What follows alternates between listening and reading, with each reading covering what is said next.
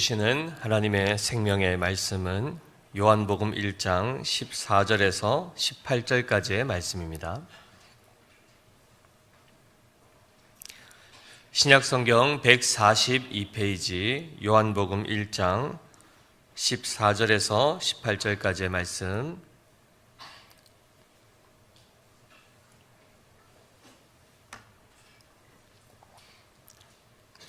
제가 하나님의 말씀 봉독하겠습니다.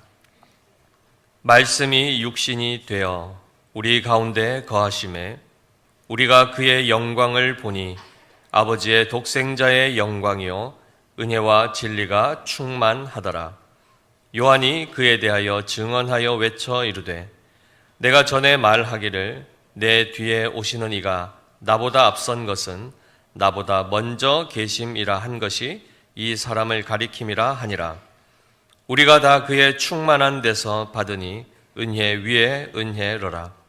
율법은 모세로 말미암아 주어진 것이요 은혜와 진리는 예수 그리스도로 말미암아 온 것이라. 본래 하나님을 본 사람이 없으되 아버지 품속에 있는 독생하신 하나님이 나타내셨느니라. 아멘. 아멘. 샬롬. 우리 앞뒤 좌우 인사하겠습니다. 예수님이 구주십니다.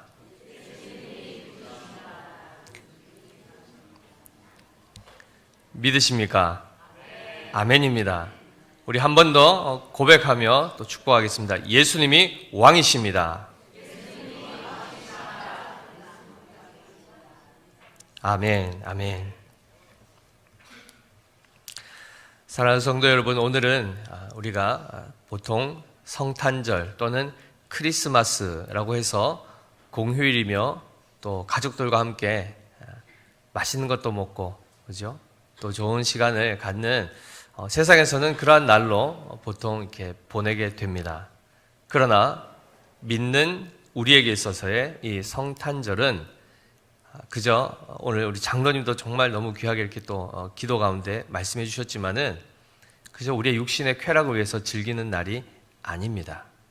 이 부분에 있어서 우리는 우리 주보에도 나온 것처럼 성육신절이라고 해서 예수님의 성육신, 즉 거룩한 몸을 입고 이 땅에 오신 그 사실을 우리가 다시 한번 기억하고 그 안에서 우리의 믿음을 다시 한번 점검하며 하나님 앞에 마땅히 돌려야 할 영광을 이 시간 우리가 하나님 앞에 올려드려야 될 줄 믿습니다.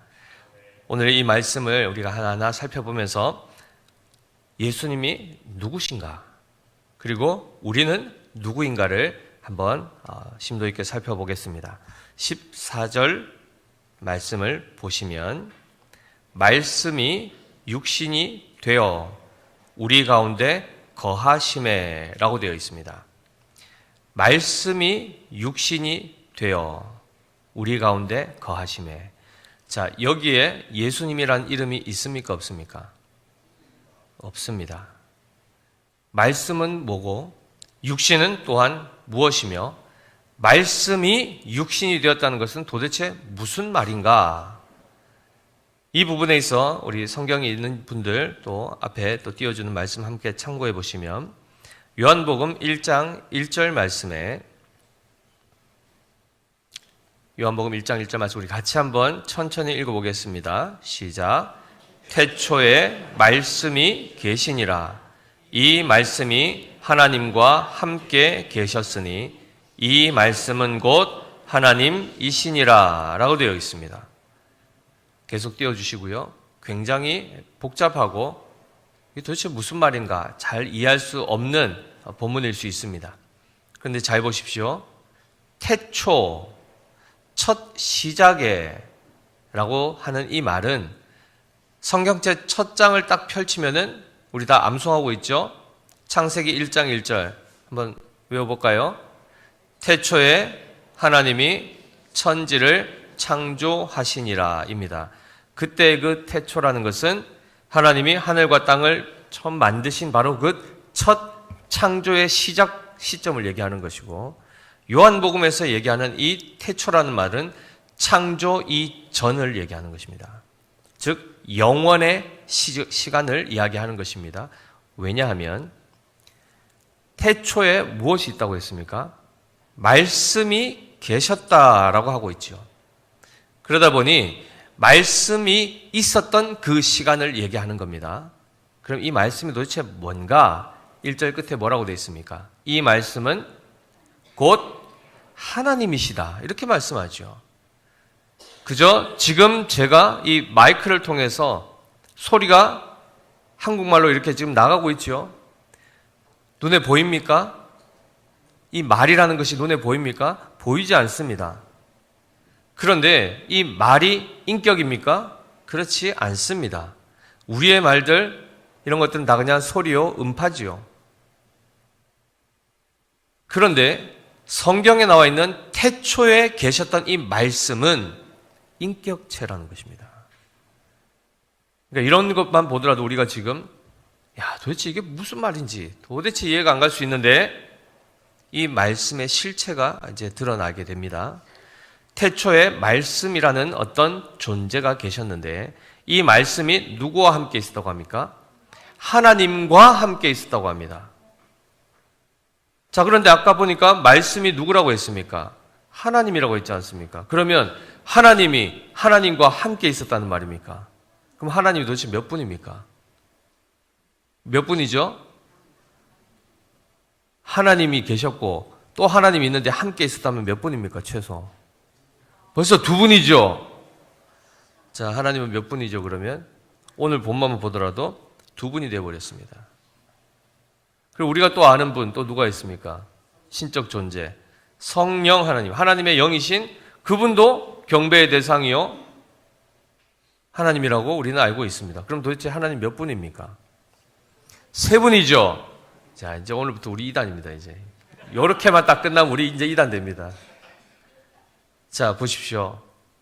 오늘 1장 1절에 보시면 태초에 말씀이 계시니라. 이 말씀이 하나님과 함께 계셨을 때 이 하나님은 성부 하나님, 거룩하신 아버지로서의 그 하나님이시고 그와 함께 계셨던 바로 이 말씀은 성자 하나님이십니다.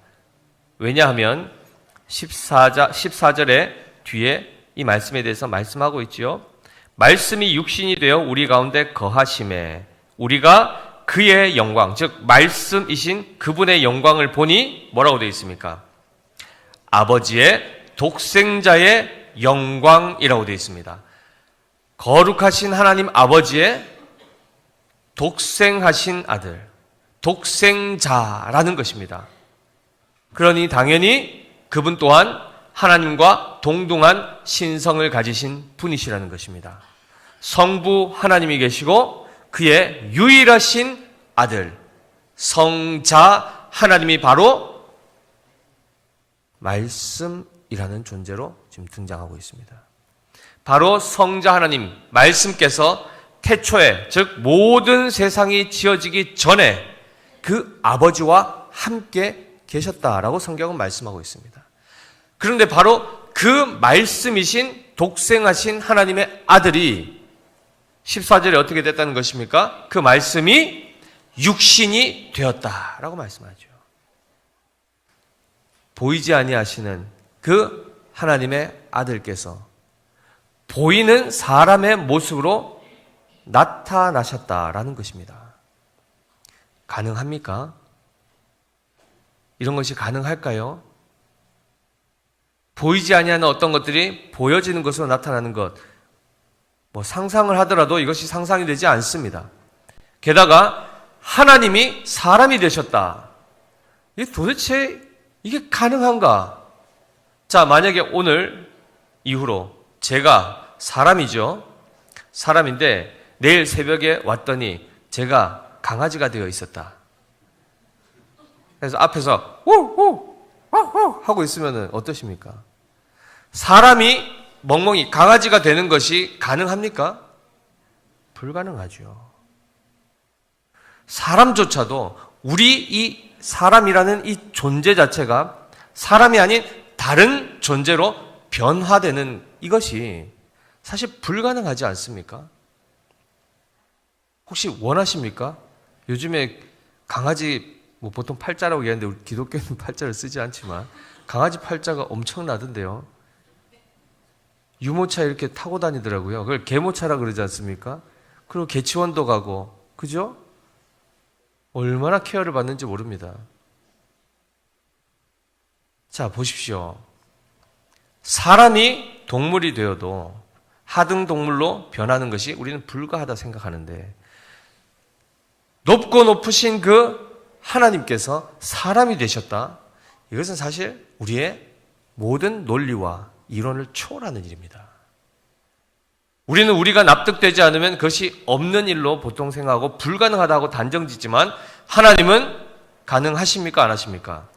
하나님은 모든 것이 가능하십니다. 그러한 차원에서 바로 말씀이신 이 성자 하나님께서 육신을 입고, 즉 사람의 몸을 입고 이 땅에 오신 것이 바로 성육신하신 것입니다. 그것이 바로 우리가 얘기하는 성탄절이라고 보통 명명하는 그 날이 되겠죠. 역사적으로 12월 25일 날 태어나신 건 아닙니다. 부활주일, 우리 부활절, 보통 4월 둘째 주, 월요일, 둘째 주 주일날 이렇게 보통 섬기는데 해마다 바뀌니까 어떻게 됩니까? 그 날이 다르지 않습니까? 그럼 주님이 올해는 이때 부활하시고 내년에 다른 날 부활하시고, 아니죠. 기념을 하는 날이지 실제 그 날은 아닙니다. 자, 그런데 이 말씀이 육신이 되어 우리 가운데 거하십니다.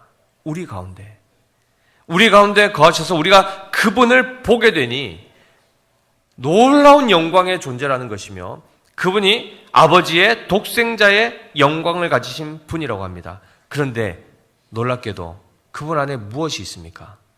은혜와 진리가 충만하시다는 겁니다. 세상에는 진리가 없습니다. 세상은 영원토록 불변한 진리가 사람은 만들어낼 수가 없습니다. 우리 스스로가 영원하지도 않고 우리 스스로가 완벽하지도 않기 때문이죠. 오직 완전하신 분은 누구밖에 없으십니까? 하나님 한 분이십니다. 아까 말씀드렸던 성부와 성자와 성령, 이 세 분은, 삼위는 분리되어 있지 않습니다. 관계적으로 분리되어 있지 않습니다. 18절 보시면 본래 하나님을 본 사람이 없으되 아버지 품 속에 있는 독생하신 하나님이 나타내셨느니라 라고 되어 있습니다. 성자 하나님께서 지금 누구 안에 계시다고 하죠? 아버지의 품 속에 있다라고 말씀합니다. 성경을 잘 살펴보시면 이러한 표현들이 굉장히 여러 군데서 나오는데요. 아버지께서 내 안에 거하시고 내가 아버지 안에 거한다 라는 것을 우리는 말씀 많이 보게 되죠. 이게 어떻게 가능하죠? 제가 아무리 제 아내를 사랑한다 한들 제가 아내 속에 들어갈 수 있습니까? 아내가 제 안에 들어올 수 있습니까? 육체적으로는, 물리적으로는 불가능합니다. 하나님은 영이시죠. 사랑의 관계 안에서 영원토록 분리되지 않으시고 영원한 사랑의 연합으로 삼위께서 항상 함께 계셨다는 것입니다. 그렇기 때문에 그분을 어떻게 본다고요? 한 분으로 보는 겁니다. 삼위께서 일체로 존재하시는 바로 그 존재 방식을 볼 때 그렇게 유일하게 존재하시는 하나님이 바로 우리가 믿는 삼위일체 하나님이시다라고 이렇게 우리는 고백하는 것입니다. 따라서 우리가 믿는 하나님 아버지는 우리를 위하여 그의 아들을 내어주신 하나님이십니다. 따라서 예수 그리스도를 우리에게 보내주시지 않은 어떤 하나님은 우리가 믿는 하나님이 아닙니다. 그래서 타 종교에서도 하나님의 이름을 많이 부르지만 그들은 예수님을 하나님의 아들로 고백하지 않습니다. 유대인들조차도 예수님을 하나님의 아들로 인정하지 않았습니다. 그러나 우리는 예수님을 누구라 고백하죠? 하나님의 아들, 유일하신 하나님의 아들, 독생자로 우리는 고백하는 것입니다. 따라서 오늘 말씀을 잘 보시면 바로 그분 안에 은혜와 진리가 충만하다라고 얘기하시며, 특별히 15절 보시면 요한이라는 사람이 나옵니다. 이 요한복음을 기록한 사람이 아니요 세례를 베풀은 세례 요한입니다. 자, 그가 뭐라고 합니까? 요한이 그에 대하여 증언하여 외쳐 이르되 내가 전에 말하기를 내 뒤에 오시는 이가 나보다 앞선 것은 나보다 먼저 계심이라 한 것이 이 사람을 가리킴이라 하니라 라고 되어 있습니다. 지금 예수님을 가리켜 세례 요한이 뭐라고 하죠? 나보다 먼저 있었던 자다 이렇게 말합니다. 이게 말이 사실은 맞습니까? 틀립니까? 누가 먼저 태어나죠? 세례 요한이 6개월 먼저 예수님보다 앞서 태어나십니다. 자, 형제가 있으신 분들 손 한번 들어보십시오. 형제가 있다. 형이나 누나나 동생이나 뭐 많으시죠? 동생이 형보다 먼저 존재할 수 있습니까? 오늘부터 형 보고 동생한테 형 하라고 하면 하겠습니까? 오늘 하윤이한테 호윤이 보고 앞으로 호윤이한테 형이라 해라. 호윤이가 너보다 원래는 사실은 더 먼저 있었단다. 그러면 뭐라고 하겠습니까? 아빠 제정신이 아니신 것 같아요. 그러지 않겠습니까? 출생으로 보면 반드시 출생 연도가 예수님이 세례요한보다 6개월 뒤에 출생하십니다. 그런데 어떻게 그분이 세례요한보다 먼저 있을 수 있습니까? 6개월만 하더라도 그 차이를 넘어설 수 없는데 요한복음 8장 56절 59절에 보시면 이렇게 말씀하십니다. 너희 조상 아브라함은 나의 때 볼 것을 즐거워하다가 보고 기뻐하였느니라. 유대인들이 이르되 내가 아직 50세도 못 되었는데 아브라함을 보았느냐?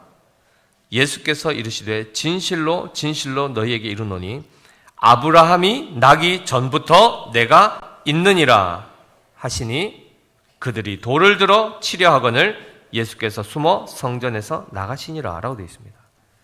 자, 지금 보니까 거슬러서 어디까지 올라가죠? 예수님이 아브라함보다도 더 먼저 계셨다라고 이렇게 선언하니까 사람들이 미쳤다라고 하는 겁니다. 돌을 들어 신성모독을 죽이려고 하는 거죠. 자, 이런 부분에 있어서 우리는 예수님이라는 존재가 도대체 그냥 이 땅에서 존재하시는 그때부터 시작되었는가? 그것이 아니라는 것을 성경은 계속해서 얘기하고 있습니다. 세례 요한보다 분명히 출생을 늦게 출생했지만은 그분보다 먼저 계셨고 아브라함보다도 먼저 계셨다라고 증언하고 있습니다. 도대체 그럼 이분은 누구신가? 골로새서 1장 14절 18절 말씀해 보시면 그 아들 안에서 우리가 속량 곧 죄 사함을 얻었도다. 그는 보이지 아니하는 하나님의 형상이시요 모든 피조물보다 먼저 나신 이시니 만물이 그에게서 창조되되 하늘과 땅에서 보이는 것들과 보이지 않는 것들과 혹은 왕권들이나 주권들이나 통치자들이나 권세들이나 만물이 다 그로 말미암고 그를 위하여 창조되었고 또한 그가 만물보다 먼저 계시고 만물이 그 안에 함께 섰느니라. 그는 몸인 교회의 머리시라. 그가 근본이시오 죽은 자들 가운데서 먼저 나신 이시니 이는 친히 만물의 으뜸이 되려 하심이요 라고 되어 있습니다. 모든 아브라함을 더 초월해서 모든 만물보다 먼저 계신 분이라고 말씀하고 있습니다. 자, 그러면 하나님 아버지께서 제일 먼저 계시고 그 다음에 예수님이 계시고 그 다음에 성령님이 계시고 그 다음에 만물이 창조되었습니까? 잘 따라오십시오. 하나님 아버지께서 먼저 계시고 그 다음에 어느 시점에 예수님이 태어나시고 그 다음에 성령님이 계시고 그리고 만물이 생겼습니까? 창세 이전은 아버지와 아들과 성령으로 우리가 구분은 되어 있지만 항상 함께 계셨습니다. 항상 함께 계셨습니다. 아버지 안에 그 독생자께서 그 아버지 품 안에 계셨다가 나오심으로 마치 우리는 그것이 출생처럼 보이지만 예수님은 피조물이 아닙니다. 그분은 하나님이십니다. 이 부분을 분명히 하셔야 됩니다. 따라서 모든 만물이 누구로 말미암아 지어지죠? 하나님으로 말미암아, 더 구체적으로는 말씀으로 말미암아 지어지게 되어 있습니다. 그래서 요한복음 1장 3절에 뭐라고 되어 있습니까? 만물이 그로 말미암아 지은 바 되었으니 지은 것이 하나도 그가 없이는 된 것이 없느니라. 바로 말씀이신 독생자이신 예수 그리스도로 말미암아 모든 만물이 지어졌다는 것입니다. 그래서 창세기에 보면 하나님이 제일 처음 뭐를 만드십니까? 빛이 있으라 하시죠. 빛이 있으라. 빛이 피조물입니다. 빛도 피조물입니다. 그러면 이 피조물 전에 말씀이 계셔야 되겠죠. 하나님께서 가라사대 이르시되 빛이 있으라라는 이 말씀이 선포되는 그 바로 그 말씀, 그 빛이 있게 하시는 바로 그 말씀이 누구십니까? 독생하신 예수 그리스도십니다. 그런데 분명히 기억해야 될 것은 예수님이라는 이름이 언제 붙여집니까? 그렇죠. 탄생한 이후에 아들을 낳으리니 이름을 예수라 하라 했기 때문에 그때부터 비로소 그분의 이름이 예수인 것입니다. 사람 예수, 동시에 완전한 하나님이신 바로 성자 하나님, 독생자. 그래서 우리는 그분에 대해서 어떻게 고백하죠? 예수 그리스도. 베드로의 고백이 뭡니까? 너는 나를 누구라 하느냐? 주는 그리스도시요 살아계신 하나님의 아들이십니다 라는 고백을 하는 것입니다. 이 고백이 우리에게 있습니까? 6명 대답하셨습니다. 큰일 났습니다. 여기 한 80명, 90명 있는데 예수님이 누구시죠? 그리스도시요 살아계신 하나님의 아들이십니다. 아멘이시죠. 아멘이시죠. 바로 그 말씀께서 육신을 입고 이 땅에 오신 바로 그 첫날이 구유의 나신 날입니다. 그런데 놀랍죠? 모든 만물을 그로 말미암아 지으셨는데, 그가 지으셨는데, 그러면 이 모든 만물은 다 누구 것입니까? 예수 그리스도의 것 아닙니까? 그리고 그 모든 만물을 그리스도께서 다스리시는데, 한마디로 왕이신데, 그분에 대하여 사람들이 관심이 있습니까? 없습니까? 없었습니다. 실제로 없었습니다. 왜일까요? 요셉과 마리아가 예수님을 그 아기를 잉태하는데 출산하기 위해서 어디로 오죠? 나사렛이라는 곳에서 145km 떨어진 바로 이 유대 땅 베들레헴으로 옵니다. 뭐 하러 옵니까? 호적을 하러 온다고 합니다. 호적이 뭐죠? 호떡 친구인가요? 호적이 뭡니까? 네, 자기의 신원을 다시 이렇게 정리하는 것인데요. 이걸 왜 했습니까? 가이사 아구스도, 즉 로마 황제가 그것을 명령했죠. 인구 조사를 한 겁니다. 목적은 세금을 거두고 그 식민지를 잘 관할하기 위해서, 도대체 인구가 몇 명인가 이거를 파악하기 위해서 그 호적하러 보냈습니다. 그때 베들레헴까지 오지요. 방이 있습니까? 없습니까? 머물 방이 없는, 숙소가 없는 겁니다. 왜요? 모두가 다 호적하러 가니까. 이스라엘 땅뿐만 아니라 그 터키 지역, 소아시아 지역, 그 다음에 유럽 지역까지 다 황제, 제국의 황제인 가이사 아구스도의 명을 따라 전 세계가 지금 호적한다고 지금 난리도 아닙니다. 모두가 다 그 명 앞에 순복하고 있죠. 그래서 지금 요셉과 마리아도 그곳으로 갔는데 자리가 있습니까? 없습니까? 너무 사람들이 모이니까 방구할 데가 없습니다. 그래서 결국 어디에서 아기를 낳게 되죠? 마국간, 즉 짐승이 머물러 있는 거기에서 아기를 낳았는데 둘 데가 없으니 어디에 뒀습니까?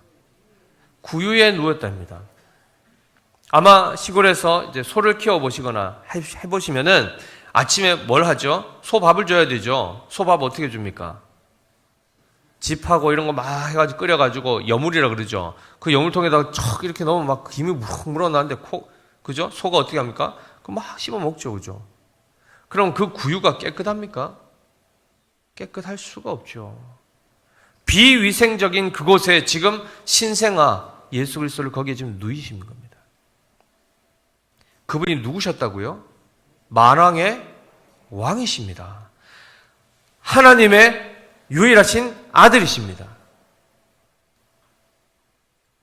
바로 그 왕을 어떻게 세상은 대접했죠? 구유에 누였습니다. 왕이 오셨는데 또 몇 명이 그를 영접했습니까? 외국에서 국빈이 오면 어떻게 합니까? 외교 관례상 공항에 나가서 레드카펫 깔고 다 위정자들이 나가가지고 장관부터 대통령부터 다 가서 그렇게 맞이하지 않습니까? 예수님 오셨는데 몇 명 갔습니까? 동방에서 그것도 이방인들이 별을 보고 극소수가 왔고 밤에 양떼를 치던 목동들 천사 이야기를 듣고 가서 경배하고 그거 또 있습니까? 없지요. 헤롯 왕은 그 소식 듣자마자 어떻게 하려고 했습니까? 그 왕을 죽이려고 혈안이 되었지 않습니까? 아무도 만왕의 왕 되신 그 예수 그리스도에 대해서 영접한 자가 없는 겁니다. 관심이 있습니까? 없습니다. 그런데 그 당시 제국의 황제 가이사의 명예는 모두가 다 껍벅 죽습니다. 호적하러 가라 하면 만삭인데도 불구하고 그들은 갔어야 됐습니다. 그런데 만왕의 왕 되신 예수 그리스도의 명령 앞에 순종합니까? 세상은 순종하지 않습니다. 처음 육신을 입고 이 땅에 오신 바로 그날, 그 구유에 그 지저분하고 더러운 냄새나는 그 마구간에서 왕이 태어나신 겁니다. 극소수의 일부인들만 와서 영접하였습니다. 아무도 관심이 없지요. 뭐 하기 바쁩니까? 호적하고 돌아가기 바쁩니다. 그때 주님이 오셨습니다. 오늘날 성육신절을 맞아서 강단에서 예수 그리스도에 대하여 선포가 됩니다. 예수님이 누구신지를 말씀합니다. 세상은 관심이 있습니까? 교회는 끊임없이 주님의 오심을 기뻐하며 그 복음을 전하는데 세상은 오늘 뭐 하죠? 자거나 여행 가거나, 그죠? 예수님에 대해서 관심이 있습니까? 오늘날도 마찬가지 왕을 영접하는 자가 없습니다. 누구만 하고 있습니까? 우리가 하고 있습니다. 이것이 기적입니다. 우리도 예수님을 몰랐던 자들이요. 그분이 도대체 뭔가, 예수 믿으면 뭐, 도대체 뭐, 그 도대체 누구이길래? 난 본 적도 없는데. 예수님 누구시라고요? 만왕의 왕이시요 만주의 주가 되시며 우리의 유일한 구세주가 되십니다. 그분이 무슨 일을 하시는가? 누가복음 1장 78절 79절에 잘 나와 있습니다. 이는 우리 하나님의 긍휼로 인함이나 이로써 돋는 해가 위로부터 우리에게 임하여 어둠과 죽음의 그늘에 앉은 자에게 비치고 우리 발을 평강의 길로 인도하시리로다 라고 되어 있습니다. 굉장히 중요한 말씀입니다. 돋는 해가 어떻게 된다고요? 78절 위로부터 우리에게 임하여, 이것이 바로 성육신입니다. 빛 대신 그 생명 대신 그 예수께서 위로부터 우리에게 임하시는, 마치 해가 떠올라서 이 어둠의 땅을 비추는 것처럼 그리스도께서 그 역할을 하심으로 이 땅에 오시죠. 그래야 어떻게 합니까? 어둠과 죽음의 그늘에 앉은 자에게 비치시고 우리 발을 평강의 길로 인도하신다라고 되어 있습니다. 그리고 75절에 보면 종신토록 주의 앞에서 성결과 의로 두려움이 없이 섬기게 하리라 하셨도다 라고 되어 있습니다. 하나님을, 그 만왕의 왕이시오 우리의 주인 되시고 주가 되시는 그분을 바르게 경배하고 바르게 맞이하고 그 앞에 꿇어 엎드려 그 말씀 앞에 순종할 수 있는 그러한 우리가 되게 하시는 것, 예수 그리스도께서 이 일을 위하여 오셨다는 것입니다. 왕이신 우리 예수님을 맞이할 준비가 되셨습니까? 그분은 그저 마리아의 품에 있는 아기가 아닙니다. 그분은 왕이십니다. 마땅히 경배받으셔야 하고 마땅히 환영받으셔야 하며 마땅히 꿇어 엎드려 그분의 이름을 높여야 할 바로 우리의 왕이십니다. 그 유일하신 왕을 온전히 영접하시기 바랍니다. 그래서 1장 12절 말씀 같이 읽어볼까요? 시작. 영접하는 자, 곧 그 이름을 믿는 자들에게는 하나님의 자녀가 되는 권세를 주셨으니 라고 되어 있습니다. 영접하는 것, 곧 그 이름 예수 그리스도를 믿는 자들에게는 하나님의 자녀가 되는 권세를 주신답니다. 그 특권이 별것 없어 보이시죠? 하나님도 잘 모르겠는데, 있는지 없는지도 모르겠는데, 하나님의 자녀가 된들, 일상도 그냥 고달프고, 예수 지금까지 믿어봤는데, 별 다른 것 없고, 나이는 늙고, 병도 들고, 별 차이가 없더라. 과연 그럴까요? 과연 그럴까요? 만왕의 왕, 우리의 구원자께서 어떻게 하십니까? 이 땅에서의 복만을 허락하신 것이 아닙니다. 영원한 하나님 나라에 들어가서 그분을 앞에 종신토록 영원토록 그분을 두려움 없이 섬길 수 있는 우리가 되게 하신다는 것입니다. 이 세상이 전부가 아닙니다.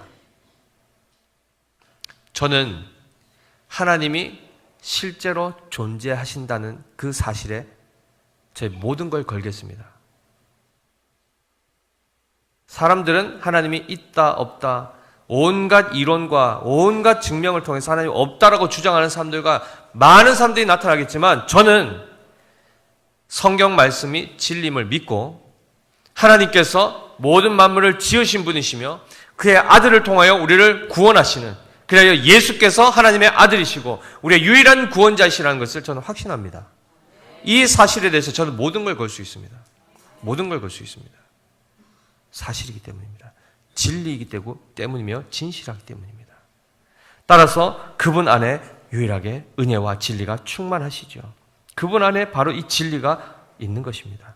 16절 보십시오. 우리가 다 그의 충만한 데서 받으니 은혜 위에 은혜러라 라고 말씀하고 있습니다. 이 표현은 은혜 위에 은혜다라는 이 표현은 지금까지의 은혜와는 비교할 수 없는 새로운 은혜를 말하는 것입니다. 그러면 지금까지 이스라엘 백성들이 누렸던 은혜는 뭡니까? 모세를 통하여 주어진 그 율법의 은혜였습니다. 그런데 그 율법은 그들을 살게 했습니까? 죽게 했습니까? 죽게 만듭니다. 정죄의 역할을 모세가 감당하죠. 그 율법이 선포되자 모든 사람들이 다 죄인으로 드러나는 것입니다. 그런데 그것으로 끝나지 아니하죠. 하나님께서 우리에게 은혜 위에 은혜, 지금까지의 은혜와는 또 다른 은혜, 뭘 주셨습니까? 예수 그리스도를 믿어 생명에 이르는 은혜를 주셨다는 겁니다.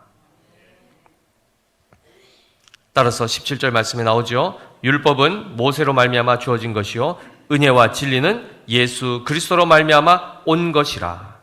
본래 하나님을 본 사람이 없으되 아버지 품속에 있는 독생하신 하나님이 나타내셨느니라. 예수님을 통하여 하나님을 알게 되는 것입니다.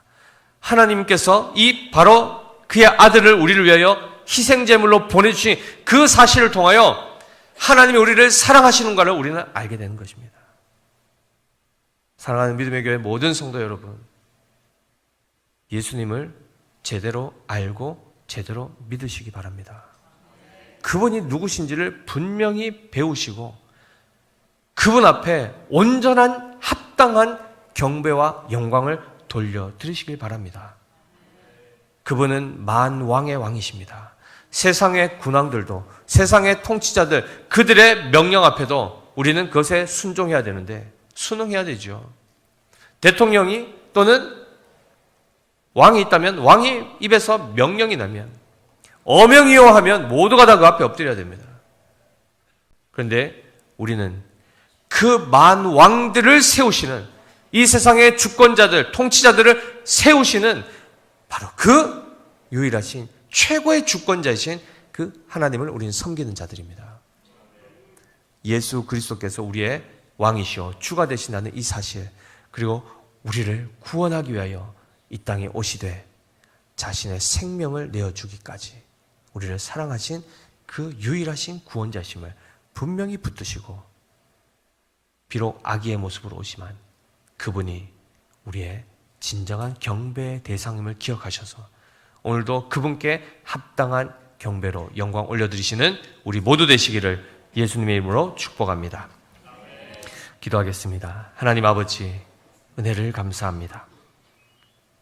어둠 가운데서 이 세상의 죄와 사망의 법 아래에서 생존하고자 발버둥 치더라도 결국 죽음 가운데로 끌려갈 수밖에 없는 비참한 우리 인생 가운데 영광의 하나님께서, 만왕의 왕이시고 만주의 주가 되시는 그 하나님의 아들께서 말씀이 육신이 되어 우리 가운데 거하심으로 우리가 그를 믿어 이 모든 죄와 사망에서 벗어나 생명의 성령의 법 아래에서 영생을 누리며 천국에서 하나님을 배웁고 그분 앞에 두려움 없이 사랑과 경외함으로 하나님을 섬길 수 있도록 우리에게 은혜를 주시니 감사합니다. 자기 땅에 오심에 아무도 영접하지 않았으나 영접하는 자 곧 그 이름을 믿는 자들에게는 하나님의 자녀가 되는 권세를 주신다고 말씀하셨습니다. 뿐만 아니라 이렇게 된 것은 혈통으로나 육정으로나 사람의 뜻으로 나지 아니하시고 오직 하나님께로부터 난 자들이라 말씀하셨습니다. 하나님 아버지, 세상은 지금도 왕 되신 주님께 관심이 없습니다. 그러나 모두가 다 주를 영접하지 않을 때에 하나님으로부터 난 자들인 주의 몸된 교회는 주님을 맞이하고 주님 앞에 엎드려 꿇어 경배하게 되었습니다. 이 모든 것이 은혜인 줄 믿습니다. 은혜 위에 은혜인 줄 믿습니다. 이 충만한 은혜가 우리 믿음의 교회 모든 성도들 안에 날마다 넘치게 하여 주시고 그리하여 오직 우리의 유일한 구원자이시오 생명의 주가 되시는 예수님만을 온전히 붙들고 믿고 의지하며 순종하는 참된 하나님의 자녀들이 될 수 있도록 역사하여 주시옵소서. 그렇게 하여 주실 주님께 감사드리며 살아계신 우리 구주 예수 그리스도 이름으로 기도드립니다. 아멘.